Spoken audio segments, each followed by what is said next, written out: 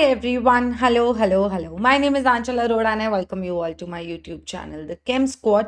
और आज की वीडियो में हम लोग बात करने वाले हैं इंटरमीडिएट्स के बारे में एंड वो बनते कैसे हैं और उनका क्या लेना देना होता है रिएक्शन में और हमें किन किन इंटरमीडिएट्स पे ज़्यादा ध्यान देना चाहिए अगर हम ऑर्गेनिक केमिस्ट्री को अच्छे से समझना चाहते हैं. हम steric effects, electronic effects followed by चीज़ें जो भी रिएक्शन मैकेनिज्म्स हैं उनको समझने के लिए इंटरमीडिएट्स की कथा समझनी थोड़ी ज़रूरी हो जाती है. तो शुरू करें. देखो, किसी भी रिएक्शन में अगर हम किसी भी केमिकल रिएक्शन को सोचें तो हमें क्या सुनाई देता है? हमें सुनाई देता है कि भाई रिएक्टेंट्स थे, उन्होंने ना मिलके प्रोडक्ट्स बना दिए. ठीक है, तो उस पूरे प्रोसेस में या तो वो रिएक्टेंट डायरेक्टली प्रोडक्ट बना दे, मतलब वो आपस में रिएक्ट करें और एकदम से प्रोडक्ट बन जाए, या फिर ऐसा हो कि वो रिएक्टेंट्स रिएक्ट करें, कुछ बीच का इंटरमीडिएट बने और फिर प्रोडक्ट बन जाए. अब ये जो बीच का इंटरमीडिएट है ये क्या होता है? देखो, ये इंटरमीडिएट होता है वो बीच की चीज जो रिएक्शन में ही बनती है और रिएक्शन में ही यूज अप हो जाती है. कहने का मतलब रिएक्टेंट्स आपस में कुछ गुपचुप करते हैं जिसकी वजह से इंटरमीडिएट्स बनते हैं जो अभी अभी बने. आपने ऊपर से रिएक्टेंट के साथ डाले नहीं, रिएक्टेंट्स डाले, उन्होंने आपस में कुछ खिचड़ी पकाई, इंटरमीडिएट बने, इन इंटरमीडिएट्स ने खिचड़ी पकाई, प्रोडक्ट बन गए. तो एक्चुअली जो आपको ओवरऑल रिएक्शन दिखता है वो तो रिएक्टेंट से प्रोडक्ट दिखता है, पर वो जो बीच की कहानी है जो रिएक्शन में ही बना और रिएक्शन में ही यूज अप हो गया उसको इंटरमीडिएट्स कहते हैं. अब ये जो इंटरमीडिएट्स हैं ये रिएक्शंस में बनते कैसे हैं? सोचो, आराम से बात सोचना. अब कुछ दो रिएक्टेंट्स हैं, उनके आपस में बॉन्ड पहले टूटेगा. जैसे मान लो किसी ए बी ने रिएक्ट करके कुछ प्रोडक्ट देना है तो ए और बी का बॉन्ड टूटेगा. उस बॉन्ड टूटने की वजह से कुछ ए और बी अलग अलग बनेंगे, सेपरेट आउट हो गए, फिर वो कुछ खिचड़ी पकाएंगे और फिर प्रोडक्ट बन जाएगा. तो ये जो बॉन्ड टूटा इसकी वजह से इंटरमीडिएट्स बने जिन्होंने आपस में रिएक्ट करके प्रोडक्ट. देखो यार, रिएक्शंस की कहानी ना इंटरमीडिएट्स की स्टेबिलिटी पे बहुत डिपेंड करती है कि जो रिएक्शन में बनने वाली चीज़ें हैं कितनी स्टेबल बन रही हैं. अगर ये अच्छी स्टेबल बन रही है तो भाई उसी डायरेक्शन में रिएक्शन जाएगा. अगर ये वाला इंटरमीडिएट स्टेबल नहीं बन रहा पर ये वाला बन रहा है तो रिएक्शन इस डायरेक्शन में जाएगा. अरे मतलब, एक सेकेंड सुनो मेरी बात. क्या आप ये बात मानोगे कि ये इंटरमीडिएट बनाने के लिए मुझे बॉन्ड तोड़ने पड़ेंगे? कोई रिएक्टेंट है ए बी, इसका बॉन्ड टूटेगा तभी कुछ बीच की चीज बनेगी जो आपस में खिचड़ी पका के प्रोडक्ट दे देगी. अगर मैं बोल रही हूँ कि इंटरमीडिएट बन रहे रिएक्शन में, सिंगल स्टेप नहीं. तो अब ये जब टूटा और ये बीच की खिचड़ी बनी तो इस प्रोसेस में तुम्हें क्या लगता है हमें बाहर से एनर्जी देनी पड़ेगी या एनर्जी रिलीज होगी? अगर मुझे ये ए बी का बॉन्ड टूटता हुआ चाहिए और मेरे को सी बनाना है, कोई इंटरमीडिएट, तो मुझे एनर्जी देनी पड़ेगी या एनर्जी रिलीज होगी इस प्रोसेस में, इस बॉन्ड टूटने के प्रोसेस में? सोचो, दो लोग आपस में जुड़े हुए हैं, अट्रैक्शन होगी तभी जुड़े हुए हैं.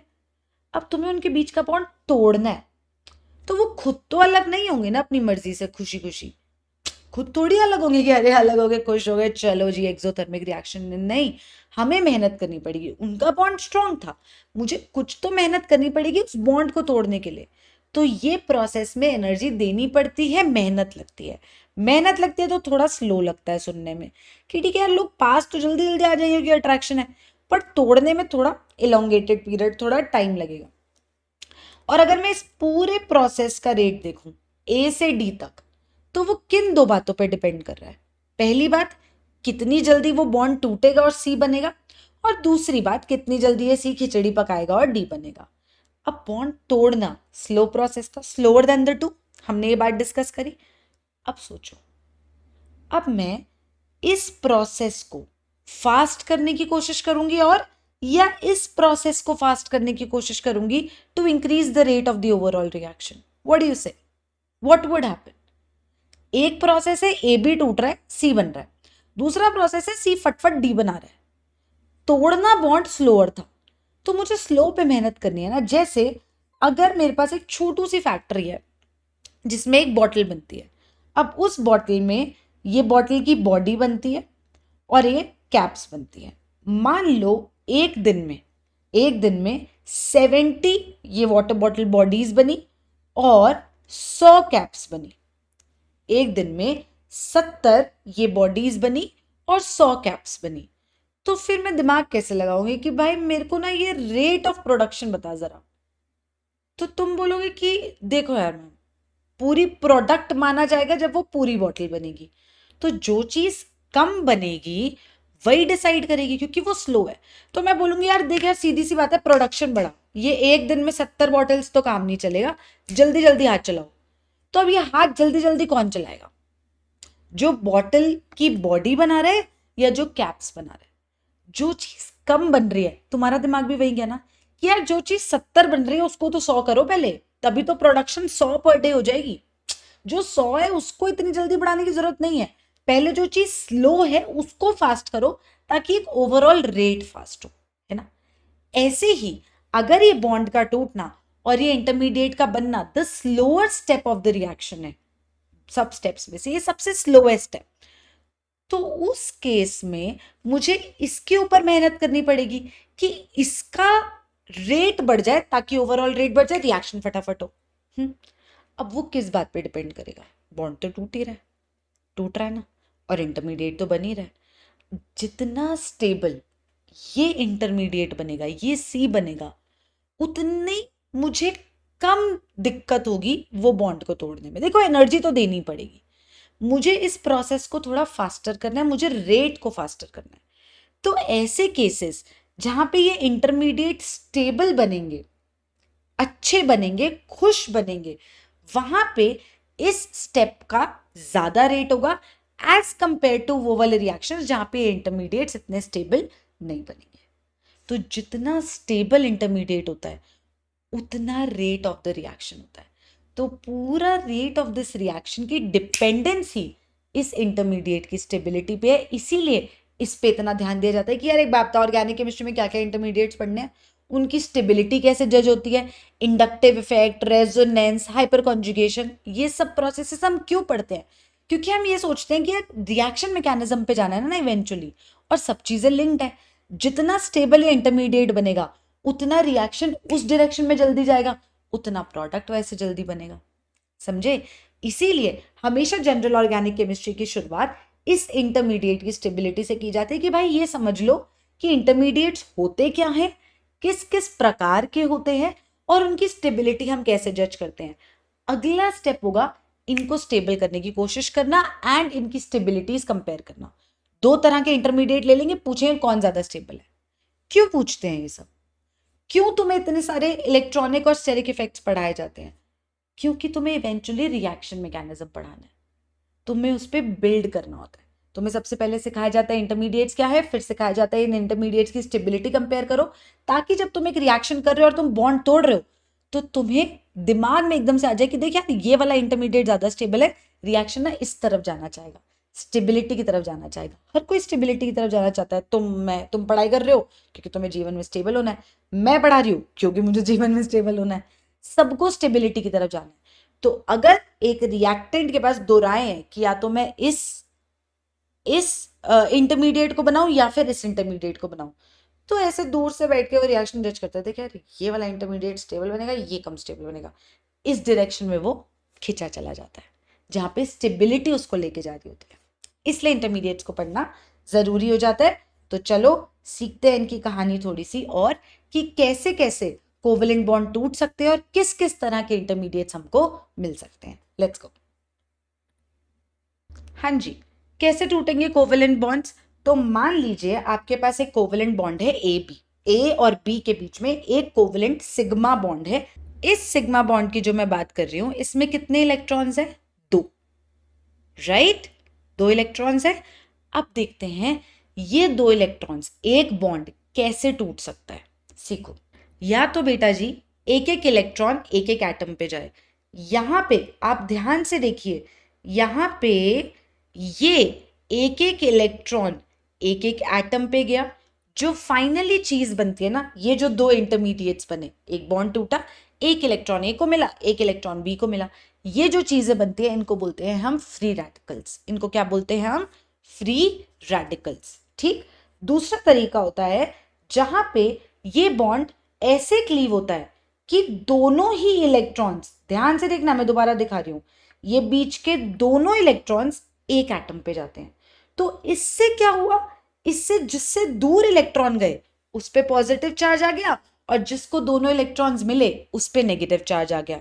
मतलब ए का कटायन बन गया, बी का अनायन बन गया। ऐसी बॉन्ड क्लीवेज को कहते हैं हेटेरोलिटिक क्लीवेज।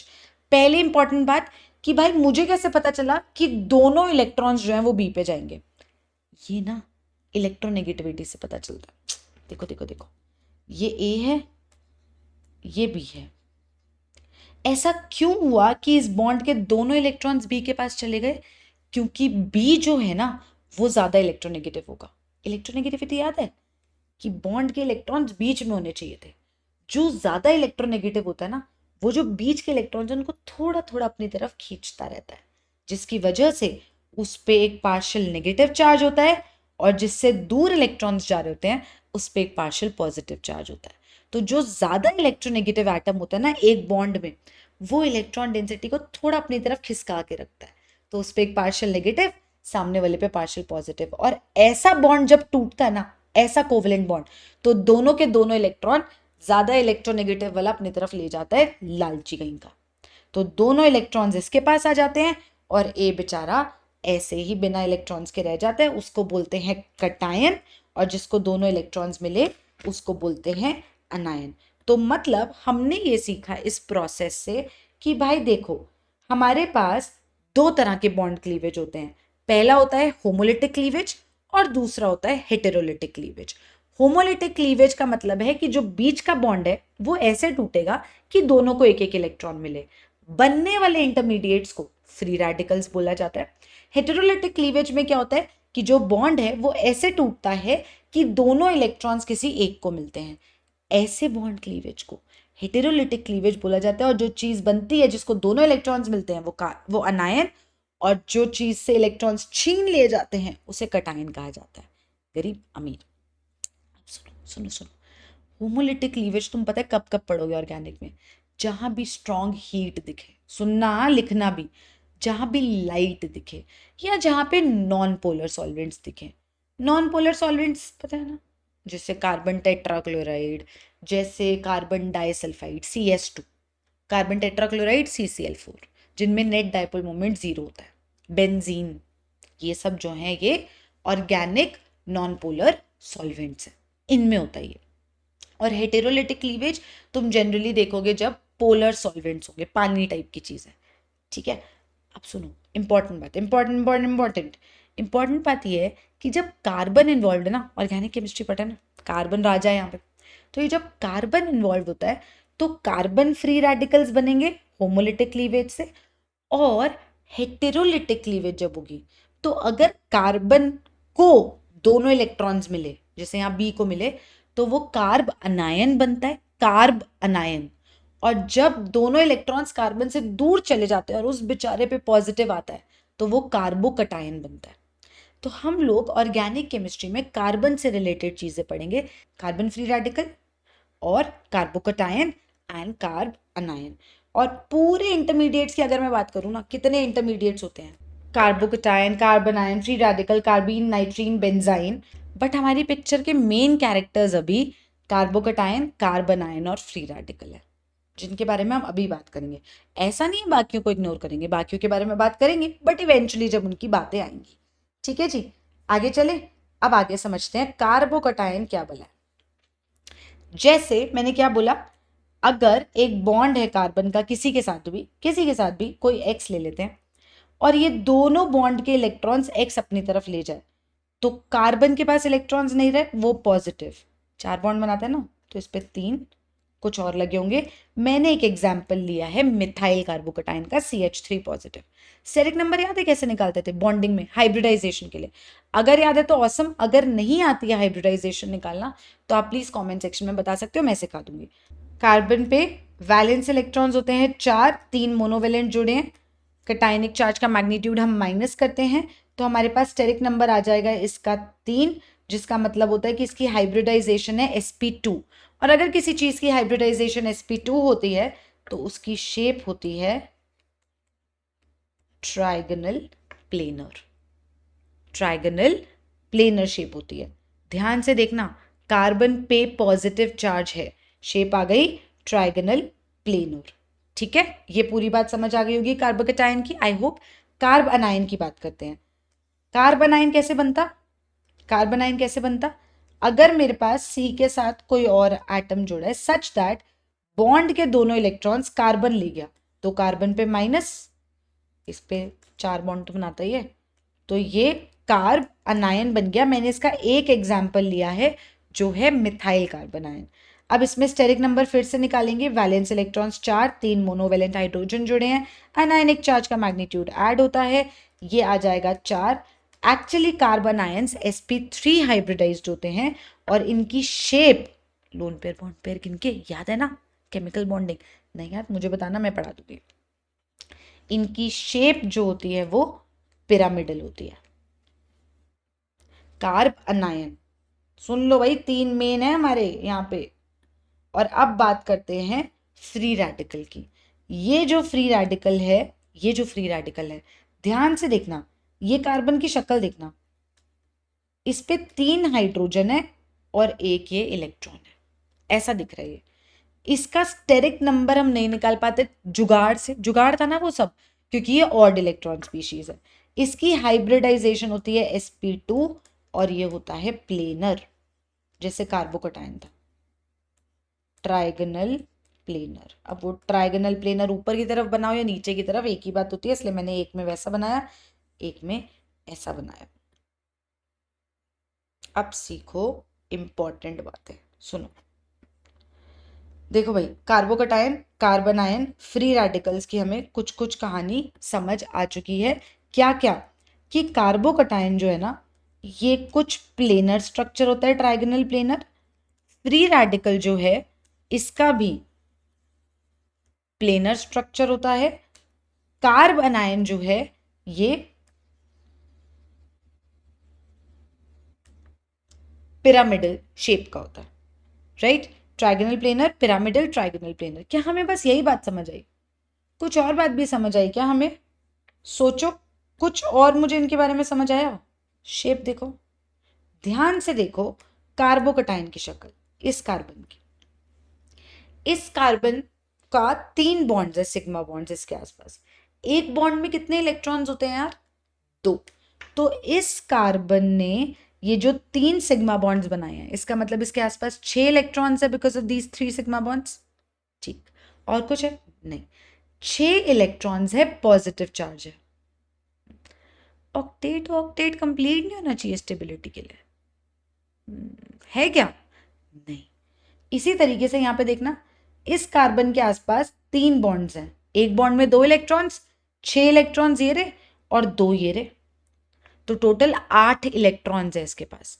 और एक बात ये है कि एक तो इसका बॉन्ड भी नहीं है, ये तो इसके पास बस नेगेटिव चार्ज है, इलेक्ट्रॉन रिच सा लग रहा है, तो इसके पास तो काफी अच्छी इलेक्ट्रॉन डेंसिटी दिख रही है कि ये किसी भी गरीब को जाके इलेक्ट्रॉन दे देगा कि भाई मेरे पास तो पड़ा है, ये देख नेगेटिव चार्ज।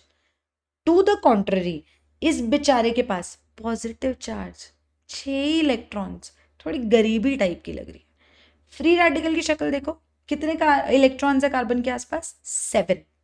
7 इलेक्ट्रॉन्स हैं, 2 2 4 2 6 और एक 7। इसके पास भी थोड़ी गरीबी टाइप की नहीं लग रही? ऑक्टेट तो इसका भी कंप्लीट नहीं है, ये भी इलेक्ट्रॉन की तलाश में यहाँ वहाँ घूम रहा होगा। तो अब इस पॉइंट से मुझे क्या समझ आया कि ओ भाई, ये जो कार्बोकेटायन और ये जो फ्री रेडिकल है, ये तो थोड़े थोड़े गरीब टाइप के नहीं, इलेक्ट्रॉन्स की बात करें तो थोड़े गरीब टाइप के हैं, राइट? और अगर ये गरीब टाइप के हैं तो मुझे इनके बारे में सोचना है कि यार इनको तो इलेक्ट्रॉन डेंसिटी की थोड़ा सा लालच सा होगा कि कहीं से मिल जाए। तो अगर मुझे इन इंटरमीडिएट्स को स्टेबल करना है, ए भूलना मत, पूरी कहानी इंटरमीडिएट की स्टेबिलिटी की है।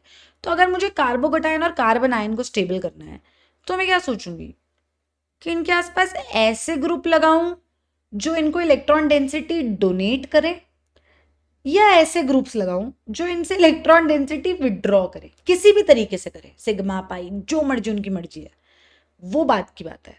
मेरा पॉइंट ये है कि ये 2 गरीब टाइप के लोग दिख रहे हैं मुझे, जिनके पास ऑलरेडी इलेक्ट्रॉन डेंसिटी कम है, मुझे इनको स्टेबल करना है। तो इनको स्टेबल करने के लिए मैं इनके आसपास ऐसे लोग लगाऊं जो इनको इलेक्ट्रॉन डेंसिटी डोनेट कर रहे हो या जो खींच रहे हो, इनसे विड्रॉ कर रहे हो। डोनेट कर रहे हो, गरीब है बेचारे, उनको इलेक्ट्रॉन डेंसिटी चाहिए, कहीं से मिल जाएगी तो खुश हो जाएंगे, खुश हो जाएंगे तो स्टेबल हो जाएंगे। तो कार्बोकटायन और फ्री रेडिकल टाइप के इंटरमीडिएट्स को स्टेबल करने के लिए मुझे इनके आसपास वो लोग लगाने हैं जो इनको इलेक्ट्रॉन डेंसिटी दे दें। मतलब ऐसे इंटरमीडिएट्स को स्टेबल करने के लिए इनके आसपास इलेक्ट्रॉन डोनेटिंग ग्रुप्स लगेंगे। और इनको बर्बाद कौन करेगा कि इनके आसपास कोई आके ऐसा लग गया जो इनसे इलेक्ट्रॉन डेंसिटी खींच रहा है, बेचारे वैसे गरीब है, ऊपर से तुम उनसे इलेक्ट्रॉन डेंसिटी भी चूस ले रहे हो, तो बेचारे बर्बाद ही होंगे ना, कहाँ खुश होंगे फिर। तो अगर मुझे कार्बोकटायन और फ्री रेडिकल्स को स्टेबल करना है क्योंकि थोड़े गरीब टाइप के हैं, तो मुझे इलेक्ट्रॉन डोनेटिंग ग्रुप्स लगाने हैं। और वहीं अगर मुझे इनको बर्बादी की तरफ लेके जाना है तो मुझे इनके साथ इलेक्ट्रॉन विथड्रॉइंग ग्रुप्स लगाने पड़ेंगे। और वहीं अगर मैं बात करूं इसकी कार्बन आयन की, तो मुझे दिख रहा है कि इसके पास तो अच्छी खासी इलेक्ट्रॉन डेंसिटी है, थोड़ा अमीर वमीर है ये तो। और अगर ये अमीर वमीर है, इसके पास इलेक्ट्रॉन डेंसिटी है बहुत सारी, लेकिन ये अभी भी स्टेबल क्यों नहीं है? क्योंकि न्यूट्रल नहीं है ना भाई, नेगेटिव चार्ज लेके घूम रहा है। कहानी तो पूरी न्यूट्रलिटी की है, लोग स्टेबल तो न्यूट्रल होके ही है कि जिसके पास ज्यादा इलेक्ट्रॉन डेंसिटी, जैसे क्लोराइड आयन, वो किसको ढूंढता है? पॉजिटिवली चार्ज चीजों को ना, सोडियम आयन को, कि फटाफट NaCl बना के खत्म करते हैं, स्टेबल हो जाते हैं। ऐसे ही इसके पास इलेक्ट्रॉन डेंसिटी भरपूर है, पर ये स्टेबल नहीं है ना, इस पे नेगेटिव चार्ज चल रहा है, इसको भी फट से न्यूट्रल होना है।